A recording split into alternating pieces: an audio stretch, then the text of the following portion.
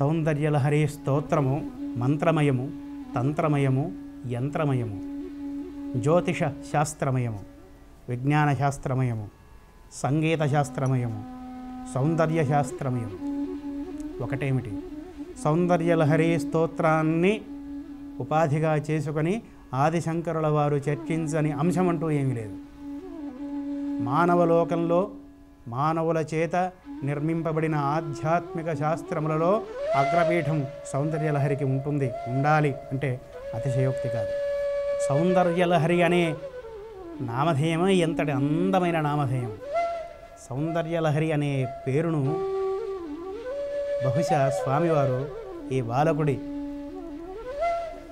ఆలోచన ప్రకారము దుర్గా సహస్రనామ స్తోత్రంలో నుండి స్ఫూర్తి పొంది తీసుకున్నారు. సౌందర్య పూర ప్రవాహావర్తనాభిక గంభీరనాభిక సిద్ధ కిన్నర స్త్రీ సమావృత. ఇలా అమ్మవారి సౌందర్యాన్ని అది ఒక లహరిలాగా, లహరి అంటే లహర్ ఉఠ్నా అంటారు ఉర్దూలో, హిందీలో. లహర్ అంటే తరంగము, సౌందర్య తరంగం అన్నమాట. అది ఆ సౌందర్య తరంగం అనే ఆ అర్థాన్ని మనకు తెలియజెప్పే సహస్రనామములు అమ్మవారివి చాలా ఉన్నాయి. కానీ విశేషించి దుర్గా సహస్రనామ స్తోత్రంలో దీనికి దగ్గరగా ఉన్న వర్ణనలను కనీసం 4-5 చోట్ల మనం చూడవచ్చు. స్వామివారు అమ్మవారి కరుణను పొందిన అమ్మవారి పుత్రుడు కనుక సాక్షాత్తు ఆదిశంకరుడు కైలాస శంకరుని అంశావతారం కనుక అమ్మవారిని అన్ని రకాలుగా ఉపాసించినవాడు, ఆరాధించినవాడు కనుక ఈ స్ఫూర్తిని పొందాడు అనుకుంటే తప్పేమీ లేదు. సౌందర్యలహరి అనే నామధేయంలోనే సగుణ రూపకమైన ఆరాధనా విధానాన్ని ఆయన మనకు అందించారు. సత్యాన్ని, శాశ్వతమైన సత్యాన్ని, పరమాత్మను ఒక రూపం కలిగినట్లుగా, గుణములు కలిగినట్లుగా, సామాన్య మానవులైన మనకు ఉన్నట్లుగానే అన్ని రకాల అవయవాలు ఉన్నట్లుగా భావించడం తప్పు అనే సోదరులు కొంతమంది ఉన్నారు. అన్ని ధర్మములు సమానమైనవే, అన్ని ధర్మములు గొప్పవే. ఏ ధర్మము మరొక ధర్మానికంటే ఎక్కువది కాదు, ఏ ధర్మము మరొక ధర్మం కంటే తక్కువది కాదు. మరి అలాంటప్పుడు ఇన్ని ధర్మాలు ఎందుకు, ఈ ఇన్ని ధర్మాలు ఎందుకు అనే సత్యాన్ని ప్రపంచానికి ప్రవచించడం కోసమే స్వామి వివేకానంద షికాగో వెళ్ళారు. అన్ని ధర్మములు మూలధర్మమైన హైందవ వైదిక ధర్మం నుండి ఉద్భవించాయి, సందేహం లేదు. ప్రపంచానికి స్వామి వివేకానంద వంటి వారు కొన్ని 100 మార్లు రుజువు చేశారు. సమస్త సంస్కృతులకు జన్మనిచ్చినది భారతీయ సంస్కృతి అని, సమస్త ధర్మములకు జన్మనిచ్చినది భారతీయ ధర్మమని, సమస్త దేశములకు జన్మనిచ్చినది, సమస్త నాగరికతలకు జన్మనిచ్చినది, సమస్త సభ్యతా సంస్కారములకు జన్మనిచ్చినది భారతీయ దేశము, భారతదేశము, భారతీయ సభ్యతా సంస్కారాలు అని 100 మార్లు మహర్షి తుల్యులు, మన పూర్వీకులు, మన మహనీయులు నిరూపించారు. ఆ సత్యాన్ని మరొకసారి ప్రపంచానికి నిరూపించడం కోసమే వివేకానంద షికాగో మత సభలకు వెళ్ళారు. అందులో స్వామివారు చెప్పింది కేవలం ఈ సత్యమే. అన్ని ధర్మాలు ఒకే ప్రాతిపదిక మీద ఉన్నప్పుడు, అన్ని ధర్మములు ఒకటే అయినప్పుడు మరి ఇక్కడి దాకా రావడం ఎందుకంటే ఆచరణలో వైవిధ్యం ఉన్నది. భగవంతుణ్ణి చేరటానికి అతి దగ్గరి మార్గాన్ని, భగవంతుణ్ణి చేరటానికి అతి సులువైన మార్గాన్ని, భగవంతుణ్ణి చేరటానికి ఏ ప్రమాదము లేని ప్రమాదరహితమైన మార్గాన్ని, భగవంతుణ్ణి చేరటానికి స్త్రీలు, పురుషులు, బాలకులు, జంతువులు, పశుపక్ష్యాదులు సైతము, క్రిమి కీటకాదులు సైతము అత్యంత సులువుగా చేరే మార్గాన్ని భారతీయమైన వైదికమైన ధర్మం తెలియచెప్పింది అనే సత్యాన్ని మరొకసారి ప్రపంచానికి తెలియజేయడం కోసము వివేకానందుల వారు షికాగో వెళ్ళవలసిన అవకాశం తీసుకున్నారు. కనుక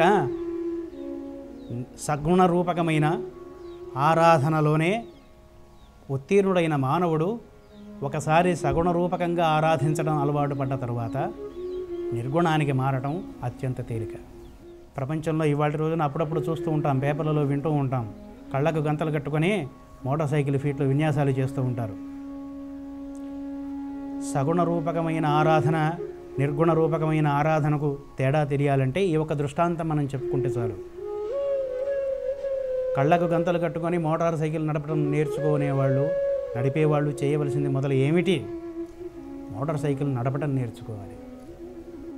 మోటారు సైకిల్ నడపటం నేర్చుకోవటం సగుణ రూపకమైన ఆరాధన, కళ్ళకు గంతలు కట్టుకుని నడపటం నిర్గుణ రూపకమైన ఆరాధన. అంతే, అంతకంటే తేడా ఏం లేదు. అసలు మోటార్ సైకిల్ నడపడం వస్తే కళ్ళకు గంతలు కట్టుకొని నడపవచ్చు, ఏ రకంగానైనా నడపవచ్చు అభ్యాసం చేస్తే. ఒకసారి భగవంతుడి శక్తిని, భగవంతుని ఉనికిని, భగవంతుని తోటి చెలిమిని, ఆరాధనా విధానాన్ని, ఆ సాంగత్యాన్ని, ఆ ధ్యానాన్ని, ఆ యోగాన్ని, ఆ క్రమశిక్షణను, ఈ అభ్యాసాన్ని కొనసాగించడం తెలిస్తే, అలవాటైతే, వ్యసనంలాగా అది ఒంటికి పట్టుకుంటే అప్పుడు నిర్గుణ రూపకమైన ఆరాధనా విధానానికి వెళ్ళటం తేలికవుతుంది. తనకు ప్రియ శిష్యుడైన అర్జునుడికి శబ్దభేది విద్యను ద్రోణాచార్యుల వారు నేర్పిస్తాడేమో అనే అక్కసుతో, మత్సరంతో, మహానుభావుడే కానీ మత్సర సర్పగ్రస్తుడు అశ్వత్థామ. ఎప్పుడూ పొంచులు ఉండేవాట, వెంటనే ఉండేవాట. అంతేకాదు, పాండవులకు భోజనం వడ్డించేప్పుడు గురుకులంలో తన తండ్రి అయిన ద్రోణాచార్యుల వద్ద పాండవులు విద్యను అభ్యసిస్తూ గురుకులంలో ఉంటున్నారు కనుక, గురుపుత్రుడు కనుక పర్యవేక్షణకు కూడా అవకాశం ఈయనకు ఉంది కనుక వంటవాళ్లతో చెప్పాట, చీకటిలో వారికి భోజనం ఎంతమాత్రం వడ్డించవద్దు అని, ముఖ్యంగా అర్జునునకు అని. ఒకసారి భోజనం సమయంలో సుడిగాలి వచ్చి దీపం ఆరిపోయింది. అర్జునుడు భోజనం చేస్తూనే ఉన్నాడు. చేస్తున్నప్పుడు ఒక ఆలోచన ఆ మహానుభావుడికి స్ఫురించింది. రోజు చేసే భోజనమే కనుక చీకటిలో దీపం లేకున్నా నేను చేయగలుగుతున్నాను అంటే, రోజు నేను చేయగలిగే పనులు, రోజు నేను చేసే విద్యా సాధనము, విలువిద్యా సాధనము, లక్ష్యభేదనము కాంతి లేనప్పుడు చీకట్లో కళ్ళకు గంతలు కట్టుకొని కూడా సాధించవచ్చునన్నమాట అనే సత్యం స్ఫురించింది. ఇదే ఏకాగ్రత, ఇదే తీక్ష్ణత, ఇదే లక్ష్య శుద్ధి. ఈ లక్ష్య శుద్ధి ఉంటేనే లక్ష్య సిద్ధి జరుగుతుంది. ఒక అంశాన్ని తీసుకున్నప్పుడు అది చదువు కావచ్చు, సంస్కారం కావచ్చు, సమాజ సేవ కావచ్చు, ఆధ్యాత్మిక విద్య కావచ్చు, యోగ విద్య కావచ్చు, విలువిద్య కావచ్చు, క్రీడలు కావచ్చు, ఏ అంశాన్ని తీసుకున్నా నిరంతరం దాని గురించి తపిస్తే, మన శరీరంలోని అణువణువు నరాలు దానికోసం పరితపిస్తే, దాని గురించే 24 గంటలు ఆలోచిస్తే, ఏ విధంగానైతే ప్రహ్లాదుడు పానీయంబులు ద్రావచున్ కొడుచుచున్ భాషింపుచున్ హాసలీలా నిద్రాదులు చేయుచున్ తిరుగుచున్ లక్షింపుచున్ సంతత శ్రీ నారాయణ పాద పద్మయుగళీ చింతామృతాస్వాద సంధానుండై మరచన్ సురారిసుతుడు ఏతద్విశ్వమున్ భూవర. తినేటప్పుడు, పడుకునేటప్పుడు, ఆహారం తినేటప్పుడు, తాగేటప్పుడు, ఆడేప్పుడు, పాడేప్పుడు, సర్వకాల సర్వావస్థలయందు శ్రీహరినే చూశాడు కనుక శ్రీహరి చిటిక వేసి పిలిస్తే వచ్చాడు. ఏనాడైనా, ఏ సమాజంలో అయినా, ఏ వ్యక్తికైనా ఉన్నత స్థానానికి పోవటానికి తను ఎంచుకున్న మార్గంలో ఈ లక్ష్య శుద్ధి ఉంటే ఆ లక్ష్య సిద్ధి జరుగుతుంది. ఇది మన భారతీయ వాంగ్మయాలు, పురాణాలు మనకు చెప్పే సత్యం. చీకటిలో కూడా నేను అన్నం తింటున్నాను కనుక చీకటిలో కూడా నాకు ఇష్టమైన విలువిద్యను నేను సాధన చేయవచ్చు, లక్ష్యాన్ని భేదించవచ్చు. అదే ధ్యాస 24 గంటలు కనుక అని అర్జునుడు గ్రహించిన తర్వాత కళ్ళకు గంతలు కట్టుకొని లక్ష్యాన్ని భేదించడం అభ్యాసం చేసేట. ఇది ఎలా జరిగింది అశ్వత్థామకు అంతుపట్టలేదు. కళ్ళకు గంతలు కట్టుకొని శబ్దం వస్తున్న వైపుగా లక్ష్యాన్ని సాధించడం, బాణాన్ని వేసి లక్ష్యాన్ని సాధించడం మొదలుపెట్టాడు. కనుక విలువిద్య అంటూ వస్తే కళ్ళకు గంతలు కట్టుకొని కూడా విలములు బట్టి లక్ష్యాన్ని సాధించవచ్చు. భగవంతుని సమీపించడం తెలిస్తే భగవంతుని ఆకారములు, అవయవములు, గుణములు ఉన్నవానిగా భావించి అర్చన, సాధన చేయటం అభ్యాసం చేస్తే, ఇవన్నీ లేకుండానే భగవంతుణ్ణి రూపం కల్పించుకోకుండా, ఆకారం కల్పించుకోకుండా, గుణం కల్పించుకోకుండా, బంధుత్వం కల్పించుకోకుండానే శాశ్వతమైన, నిత్యమైన, నిర్గుణమైన సత్యాన్ని తెలుసుకోవడం సాధ్యమవుతుంది. కనుక భారతీయులు సగుణ రూపకమైన ఆరాధనా విధానాన్ని ప్రథమ సోపానంగా పెట్టారు. ద్వితీయ చరమ సోపానము నిర్గుణ బ్రహ్మాన్ని ఉపాసించటమే. ఉపనిషత్తులు చెప్తున్నాయి మనకు. సన్యాస తురీయాశ్రమం చేయవలసింది అదే. తురీయాశ్రమంలో చేసేది అది. అందుకని తురీయాశ్రమంలో అర్చనారూపకమైన క్రియాకలాపం ఏమి ఉండదు, కర్మకాండాకలాపం ఏమి ఉండదు. ఇన్నింటినీ వదిలివేసి కేవలం మనోనేత్రంతో, జ్ఞాననేత్రంతో, జ్ఞానచక్షువులతో పరాత్పరుని భావిస్తూ, సేవిస్తూ, ఉపాసిస్తూ, తరిస్తూ మనుగడ సాగించే విధానం తురీయమైన ఆశ్రమం సన్యాసాశ్రమం. ఇవి అంచెలంచెలుగా చేసే విధానాలు అయితే సన్యాసం తీసుకున్న తరువాత కూడా భ్రష్టుడు కావడం అనేది జరగదు. ఇవాళ సమాజంలో జరుగుతున్నది అదే. అంచెలంచెలు లేని మోక్షము చాలా కష్టమే భామిని అన్నారే, అంచెలంచెలు ఉన్న మోక్షమే చివరిదాకా కాలం నేర్పే బోధనలకు విద్యార్థిగా ఉంటుంది, కాలం పెట్టే పరీక్షలలో తట్టుకొని ఉండగలుగుతుంది. కనుక అంచెలంచెలుగా అభ్యాసం చేయటం అవసరం. ఈ అంచెలంచెలుగా అభ్యాసం చేయకపోవటం వలనే ఒకేసారి 1వ తరగతి నుండి 7వ తరగతి వరకు పిల్లవాళ్ళను మనం మన అవసరాల మేరకు ఎలాగ ఎగిరి వేయిస్తామో వాడు చివరికి వెళ్ళి అర్థం కాకుండా భ్రష్టు పడతాడో ఈనాడు సమాజంలో జరుగుతున్నది కూడా అదే. కనుక ఎంత గొప్పగా చెప్పారు, శనై పంధా శనై కంధా శనై పర్వతబంధనం శనైర్విద్యా శనైర్విత్తం పంచైతాని శనై శనై. శని అంటే నెమ్మదిగాని, శనై శనై అంటే నెమ్మదిగా నిదానంగాని. 5 విషయాలు నెమ్మదిగా సాధించాలి అన్నారు. శనై పంధ, శనై కంధ, శనై పర్వతబంధనం. మార్గంలో నెమ్మదిగా వెళ్ళాలి, మార్గం నెమ్మదిగా ఏర్పరచుకొని వెళ్ళాలి, ఒకేసారి ఉరకకూడదు. మనకు తెలియని మార్గాలు ఉంటాయి, మనకు తెలిసిన మార్గంలోనే కొత్త కొత్త ఉపద్రవాలు ఎప్పటికప్పుడు వస్తూ ఉంటాయి. కనుక శనై పంధ శనై కంధ. కంధ అంటే కంబళిని నేయటం నెమ్మదిగా జరుగుతుంది, ఒక రోజులో 1 గంటలో అల్లే పని కాదు. శనై కంధ శనై పర్వతబంధనం. పర్వతాన్ని బంధించడం, పర్వతాన్ని లంఘించడం, పర్వతాన్ని అధిరోహించడం కూడా నెమ్మదిగా చేయవలసిన పని. పర్వతం మీద నుండి దిగటం ఇంకా నెమ్మదిగా చేయవలసిన పని. శనైర్విద్య, విద్యార్జన చేయటం కూడా నెమ్మదిగా చేయాలి. ఒకే సిట్టింగులో 3 సంవత్సరాల విద్యను ఒకేసారి, 4 సంవత్సరాల విద్యను ఒకేసారి అభ్యసించి ముక్కున పట్టుకొని పరీక్షల్లో దాన్ని వెళ్ళగక్కి పాస్ అయినామనుకుంటే పాసు మార్కుల మెమో మాత్రమే మిగులుతుంది, కానీ ఆ విద్య తాలూకు విలువలు మిగలవు. అందుకనే ఒక గురువుని ఎన్నుకోవటం, గురుకుల వాసము లేకుంటే గురువుకు అంతేవాసిగాను ఉంటూ విద్యను నెమ్మదిగా అంచెలంచెలుగా అభ్యసించడం. శనైర్విద్య, అలా నేర్చిన విద్య శాశ్వతంగా చాలా కాలం ఉంటుంది, ఉన్న కొద్ది కాలమైనా ఉపయోగానికి వస్తుంది. కనుక విద్యను కూడా నిదానంగా, నెమ్మదిగా, తీరికగా, శ్రద్ధగా అభ్యసించాలి. ఇక చివరిది శనైర్విత్తం, ధన సముపార్జన కూడా నెమ్మదిగా చేయాలి.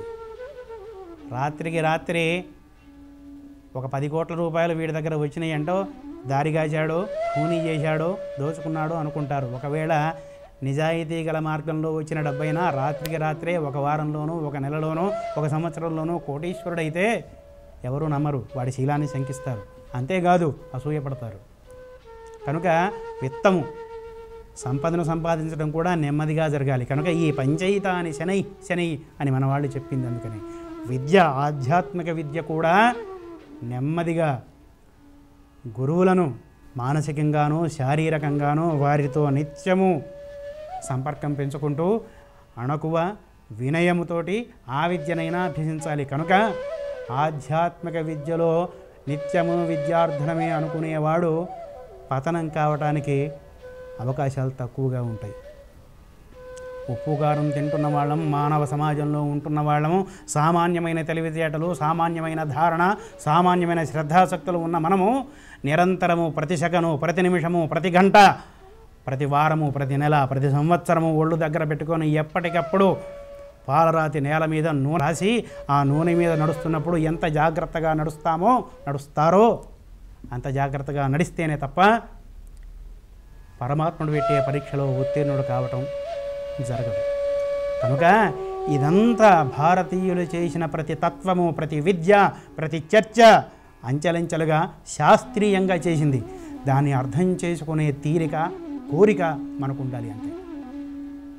కనుక సౌందర్యలహరి అనే నామధేయంలోనే జగద్గురు ఆదిశంకరాచార్యుల వారు తమ లక్ష్యాన్ని సుస్పష్టం చేశారు. సౌందర్య లహరిని ఉపాసిస్తున్నారు. అమ్మవారికి దివ్యమైన సౌందర్యాకృతిని కల్పించి ఆ సౌందర్యాకృతితో కూడిన అమ్మవారి అమోఘమైన శక్తిని ఉపాసించడమే సౌందర్యలహరి స్తోత్రంగా ఆదిశంకరుల వారు మనకు అందించారు. అంతేకాదు, సౌందర్యలహరి స్తోత్రము అఖిల భారతదేశంలో ఉపాసనా గ్రంథం. సౌందర్యలహరి మొదటి 41 శ్లోకాలకు ఆనందలహరి అని, చివరి 59 లేదా 60 లేదా 62, కొన్ని చోట్ల 100 శ్లోకాల సంపుటి కనిపిస్తుంది, కొన్ని చోట్ల 102 శ్లోకాల సంపుటి కనిపిస్తుంది. 41 శ్లోకాలు ఆనందలహరి అని, మిగిలిన 59 శ్లోకాలు లేదా 60 శ్లోకాలు లేదా 62 శ్లోకాలు సౌందర్యలహరి అని ఉత్తర భారతదేశంలో వారు ఉపాసిస్తారు. పారాయణ చేయటం కాదు, ఉపాసిస్తారు. దక్షిణ భారతదేశంలో మాత్రము ఈ 100 శ్లోకముల లేదా 102 శ్లోకముల వాంగ్మయానికి సౌందర్యలహరి అనే నామధేయంతోనే దక్షిణాదిన మనం ఉపాసిస్తాము, పారాయణ చేస్తాము, తరిస్తాము.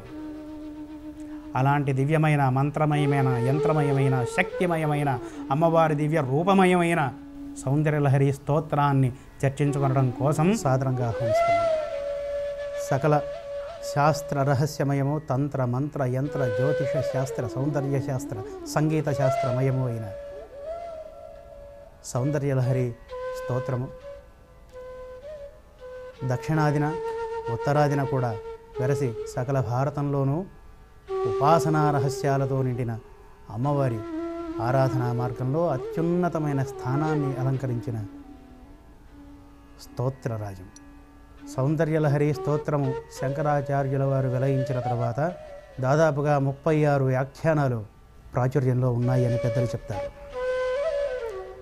అందులో తెలుగువారి సుకృత కారణంగా మహానుభావుడు వేదములకు సాయణాచార్యుని వలె మంత్రశాస్త్రమునకు లక్ష్మీధర పండితులు అని కొనియాడబడిన మహానుభావులు లొల్ల లక్ష్మీధర పండితులు మన విజయవాడకు సమీపంలో ఉన్న లొల్ల గ్రామపు వాసి.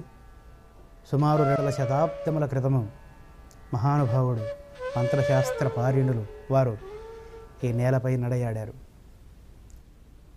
గజపతుల ఆస్థానంలో పదవులను అలంకరించే మంత్రశాస్త్రానికి అఖిల భారతంలోనూ ప్రథమ స్థానాన్ని వహించిన మహానుభావులు ఆయన. వారి వంశీకులు ఈనాడు కూడా గుంటూరు, కృష్ణా జిల్లాల చుట్టుపక్కల ఆ ఇంటి పేరు గలవాళ్ళు మనకు తారసిల్లుతారు, ధన్యులు వారు. ఆ తరువాత సౌందర్యలహరి శాస్త్రాన్ని, అమ్మవారి ఆరాధనా శాస్త్రాన్ని సమీపించటానికి ఆధునిక కాలంలో పరమ పూజ్యులైన అత్యున్నత స్థానాన్ని అలంకరించిన పీఠాచార్యులు, మతాచార్యులు తప్ప దాదాపుగా నాలాంటి సామాన్యులు, మనలాంటి సామాన్యులు ఆ మహానుభావుని సహాయం లేకుండా అమ్మవారి తత్వాన్ని అర్థం చేసుకునే మార్గంలోకి కాలు కూడా మోపలేరు. ఆ గురుదేవులు, ఆ మహానుభావు శ్రీ తుమ్మలపల్లి రామలింగేశ్వర శర్మ గారు. శ్రీ శ్రీ శ్రీ అద్వయానంద భారతి స్వామి వారిగా సన్యాసాశ్రమ స్వీకారం చేసిన తర్వాత నామధేయం స్వీకరించిన మహానుభావులు పూర్వాశ్రమంలో శ్రీ తుమ్మలపల్లి రామలింగేశ్వరరావు గారు. వారిని గురించి చెప్పుకోకుండా సౌందర్యలహరి స్తోత్ర చర్చ కానీ, మహానుభావులు శ్రీ శ్రీభాష్యం అపలాచార్యుల వారి పేరును స్మరించకుండా తిరుప్పావై కావ్యాన్ని కానీ దరిచేరాలి అనుకోవటం సమంజసమైన పని కాదు అని నా వ్యక్తిగతమైన అభిప్రాయం. మహామహోపాసకులు, సర్వతంత్ర స్వతంత్రులు శ్రీ అద్వయానంద భారతీ స్వామివారు పూర్వాశ్రమంలో శ్రీ తుమ్మలపల్లి రామలింగేశ్వరరావు వారి పరమ పవిత్రమైన పాదములకు సవినయంగా ప్రణమిల్లి వారి గురించి 2 ముక్కలు చర్చించుకొని సౌందర్యలహరి స్తోత్ర చర్చకు మనం ముందుకు వెళ్దాం. 1921 గుడివాడ పట్టణంలో శ్రీమతి మహాలక్ష్మమ్మ గారు, శ్రీ జ్వాలాపతి గారులకు జన్మించారు. గుడివాడ రాజమహేంద్రవరాలలో BSc వరకు చదివారు. కొంతకాలం ప్రభుత్వ ఉద్యోగిగా ఉన్నారు. ఆ తర్వాత ప్రైవేటు కంపెనీలలో ఉద్యోగం చేసినప్పటికీ ఎక్కువ కాలం స్వతంత్రంగా ఆధ్యాత్మిక సారస్వత జీవితం గడుపుతూ వచ్చారు. శ్రీ శంకర కృప అనే ఆధ్యాత్మిక మాసపత్రికకు 20 సంవత్సరాలు సంపాదకులుగా వ్యవహరించారు. దక్షిణాంనాయ శ్రీ శృంగేరి శారదాపీఠ జగద్గురువులు శంకరాచార్యులు శ్రీ శ్రీ శ్రీ చంద్రశేఖర భారతి మహాస్వామి వారు ఈయన గారికి పాదుకాంత మహాదీక్షను అనుగ్రహించారు. తరువాత వారి అంతేవాసులుగా ఉంటూ శ్రీచక్ర విలసనము, త్రిశతి భాష్య ఆంధ్రానువాదము, దక్షిణామూర్తి స్తోత్ర వ్యాఖ్యానము, శ్రీచక్ర పూజా విధానము, సమయామోదిని నామం వహించిన సౌందర్యలహరి వ్యాఖ్యానం మొదలైన ఎన్నో ఆధ్యాత్మిక గ్రంథాలను వెలిగించారు. అమ్మవారి మార్గంలో వెళ్ళాలి అనుకునేవారికి, అమ్మవారి ఉపాసనా మార్గంలో వెళ్ళాలి అనుకునేవారికి తప్పనిసరి అయిన పఠన పాఠ్యక్రమము మహానుభావులు శ్రీ తుమ్మలపల్లి రామలింగేశ్వరరావు గారి ఈ గ్రంథ రాజములు. అంతేకాక శివానుగ్రహము, పితృయజ్ఞము, ప్రేయోనువాకము, గోదావరి గర్భం, అగ్నిష్టోమం మొదలైన పద్యకావ్యాలు, ధర్మ నిర్ణయము, మనకు మిగిలింది తిక్కన సోమయాజి, శ్రీ పోతనామాత్యులు, శ్రీ తాళ్లపాక అన్నమాచార్యులు మొదలైన మహానుభావుల జీవిత చరిత్రల మీద నవలలు కూడా వ్రాశారు. ఆంగ్లంలో, సంస్కృతంలో, తెలుగులో మహాపండితులు. 1988లో శ్రీ శృంగేరి జగద్గురువులు శ్రీమద్ అభినవ విద్యాతీర్థ మహాస్వాముల వారి సన్నిధిలో ఆశ్రమ స్వీకారం చేసి శ్రీ అద్వయానంద భారతీ స్వామి వారిగా తదుపరి జీవితం గడిపారు. 1991లో ఆశ్వయుజ శుద్ధ అష్టమి దుర్గాష్టమి నాడు వారి ఇష్టదైవతమైన సకల జగత్తుకు శాసకురాలైన శ్రీ దుర్గామాతలో వెలిగినమైన మహానుభావులు శ్రీ తుమ్మలపల్లి రామలింగేశ్వరరావు గారి దివ్యాత్మ, అద్వయానంద భారతీ స్వామి వారి దివ్యాత్మ ఈ బాలకుణ్ణి అనుగ్రహించి సౌందర్యలహరి స్తోత్ర చర్చ చేసే అర్హతను ఈ బాలకుడికి ప్రసాదించుగాక. సౌందర్యలహరి స్తోత్రాన్ని మనం సమీపించటము అమ్మవారి సౌందర్య వర్ణన చేసిన స్తోత్రరాజంగా మాత్రమే కాక ఒక ఆధ్యాత్మికమైన ఉత్కృష్టమైన సాధనాక్రమంలో వెళ్ళే వాళ్లకు వలసిన దివ్యమైన ప్రణాళికను పొందుపరిచిన ఆధ్యాత్మిక వాంగ్మయంగా మనం పరిశీలించాలి. లేకుంటే భ్రష్టుపట్టే అవకాశం ఉంది. అంతేకాదు 100 పైచిలుకు శ్లోకాలు ఉన్న ఈ సౌందర్యలహరి స్తోత్రము సభావేదికలలో బహిరంగంగా అందరికీ ఉపన్యసించటానికి వలసిన శ్లోకములతో మాత్రమే నిండి ఉండలేదు. శ్రీచక్ర యంత్ర స్థాపనా రహస్యాలు, తీవ్రమైన ఉత్కృష్టమైన అమ్మవారి ఆరాధనా విధానాలు, సాంకేతికమైన వివరాలు, ఎన్నో మంత్రశాస్త్రములు, యంత్రశాస్త్రములు నిబడీకృతమై ఉన్న మహాశాస్త్రము సౌందర్యలహరి శాస్త్రం. కనుక ఏ అంశము నలుగురితో సంభాషించడానికి అర్హమో దాని గురించి మాత్రమే మనం సంభాషించుకుందాం. ఎంతవరకు తెలుసుకోవడం మాత్రమే సమంజసమో అంతవరకు మాత్రమే తెలుసుకుందాం. మన ప్రాప్తం మేరకు సౌందర్యలహరి శాస్త్రాన్ని తెలుసుకుందాం. సౌందర్యలహరి శాస్త్రంలో, సౌందర్యలహరి స్తోత్రంలో ఉన్న 100 శ్లోకాలకు ప్రతి శ్లోకానికి ఒక యంత్రం ఉంది. ప్రతి శ్లోకానికి ఒక తాంత్రికమైన పూజా విధానం ఉంది. ప్రతి శ్లోకానికి ఒక పారాయణ విధానము, పారాయణ క్రమము ఉంది. ఒక్కొక్క శ్లోకపు పారాయణకు ఒక్కొక్క ఫలితం ఉంది. రాజసింహాసనాన్ని అధిష్ఠించవచ్చు, రాజును వశం చేసుకొనవచ్చు, స్త్రీ పురుషులను, సకల జంతువులను, పశుపక్ష్యాదులను, క్రిమి కీటకాదులను వశం చేసుకోవచ్చు, అణిమాది అష్టసిద్ధులు సంపాదించుకొనవచ్చు, విడిపోయిన భార్య భర్తలను కలపవచ్చు. ఒకటేమిటి, అనేకములైన వ్యాధులను నివారించుకొనవచ్చు. ఒక్కొక్క శ్లోకము ద్వారా ఒక్కొక్క మహాప్రయోజనం నెరవేర్చే అద్భుతమైన మంత్ర తంత్ర శాస్త్రమయం సౌందర్యలహరి స్తోత్రం. కనుక సభాముఖంగా చర్చించటానికి యోగ్యంగా అనిపించిన వాటిని గురించి మాత్రమే మనం చర్చించుకుంటూ పూర్తి 100 శ్లోకముల గురించి చర్చించుకునే అదృష్టం ప్రస్తుతం అవకాశం మనకు లేదు కనుక, ఉన్నప్పటికీ సమంజసం కాదు కనుక కొన్నింటిని నా ఉద్దేశము ఎంతటి మహానుభావులైనా సభాపూర్వకంగా కేవలము శ్లోక పఠనం చేసినప్పటికీ వివరణ చేయకూడదు అని నా వ్యక్తిగతమైన అభిప్రాయం. అంతటి పవిత్రమైన, అంతటి మహిమాన్వితమైన శక్తి ఉన్నది సాక్షాత్తు మంత్రశాస్త్రమే కనుక కొన్నింటిని మాత్రం తెలుసుకుంటూ ఆదిశంకరుల వారి అద్వైత సిద్ధాంతానికి మరి ఒక ఉదాహరణగా చెప్పుకొనవలసిన సౌందర్యలహరి స్తోత్రాన్ని మనం తెలుసుకుందాం. ఇంకొక 2 మాటలు పరిచయంగా ప్రస్తావించి శ్లోకంలోకి వెళ్దాం. అమ్మవారి ఉపాసనా విధానము ముఖ్యంగా శాక్తాగమం. మనకు శైవాగమాలు ఉన్నాయి, వైష్ణవ ఆగమాలు ఉన్నాయి, శాక్తేయ శక్తి ఆగమాలు ఉన్నాయి. అంటే శక్తి స్వరూపిణి అయిన, శక్తి అయిన అమ్మవారిని ఆరాధించే విధానాన్ని తెలిపేవి శక్తి ఆగమాలు.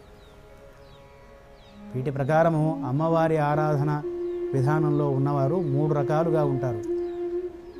కౌల మార్గులు, మిశ్రమ మార్గులు, సమయ మార్గులు. కౌల మార్గము అంటే కేవలమైన లౌకికమైన సంపదల కోసము, ఫలితాల కోసం అమ్మవారిని ఆరాధించేవారు. మిశ్రమ మార్గానికి చెందినవారు ఐహికమైన ఆముష్మికమైన ఫలితాల కోసం కూడా ఆరాధించేవారు. ఇక సమయ మార్గ అనుయాయులు, సమయ మార్గం అంటే సహమయ, నాతోనే అమ్మవారు ఉన్నది, నాలోనే అమ్మవారు ఉన్నది కనుక ఈ క్షుద్రమైన శారీరకమైన వాంఛలకు, విజయాలకు, ఫలితాలకు నా వద్ద స్థానము లేదని భావించేవారు కేవలం అమ్మవారిని ఆరాధించి తరించడం కోసం మాత్రమే, ప్రతిఫలాపేక్ష లేకుండా అమ్మవారిని ఆరాధించే మార్గం సమయ మార్గం. సమయ మార్గాన్ని ఉపాసించిన వారు, అనుష్ఠించిన వారు, ప్రవచించిన వారి ఆది శంకరాచార్యుల వారు అని సౌందర్యలహరి స్తోత్రాన్ని మనం పరిశీలిస్తే తెలుస్తుంది. కనుక ఇంతటి మహామహిమాన్వితమైన సౌందర్యలహరి స్తోత్ర చర్చకు ఆహ్వానం.